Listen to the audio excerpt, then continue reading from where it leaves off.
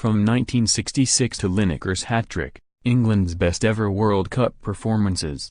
30 years of hurt. Sung David Baddiel on Frank Skinner during the summer of 1996, when England got as close as they ever have to winning another major footballing tournament. Well, that figure has increased to more than half a century since Bobby Moore lifted the Jules Rimet in front of the cheering Wembley crowd on 30th of July, 1966. But, in between days, there have been some good memories among the gloom for the national side. With England's first group match of the 2018 World Cup taking place today against Tunisia.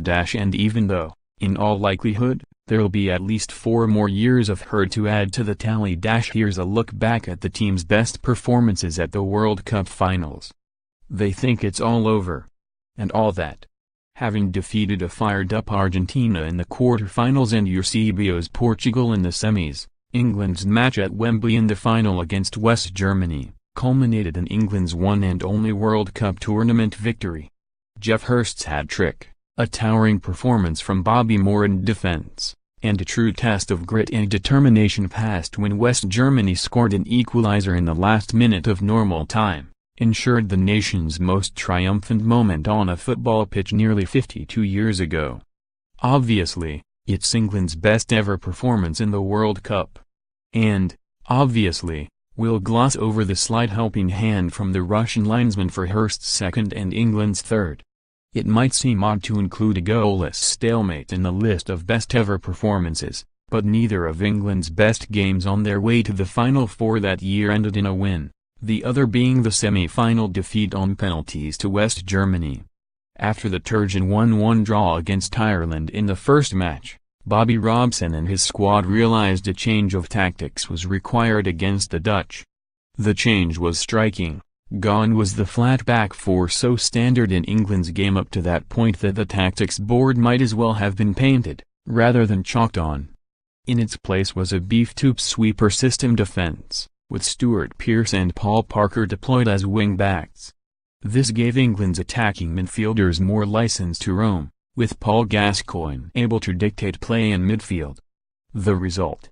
England against a Dutch side featuring the likes of Frank Rijkaard, Ruud Gullit, Marco van Basten and Ronald Koeman were the better side and even thought they'd won the game in the last minute, only for Stuart Pearce's free kick to be disallowed.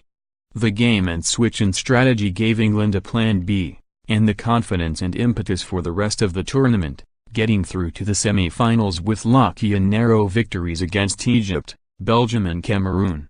After defeat to Portugal and an insipid draw against Morocco, England were facing an early exit in Mexico. That was until Gary Lineker announced himself on the world stage, with a goal-poaching hat-trick that started his goal-scoring run that earned him that year's Golden Boot. In the end, only Maradona's hand of God and goal of the century stopped England progressing further than the quarter-finals.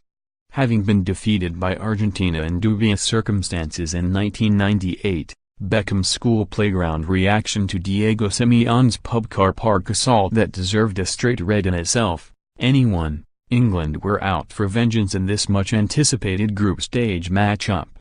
And Michael Owen managed to help scrape the wine with his own piece of revenge skullduggery. His majestic swan dive when faced with minimal contact from Mauricio Pochettino's challenge, gave Beckham the chance of redemption by slotting home one of the worst converted penalties in recorded history.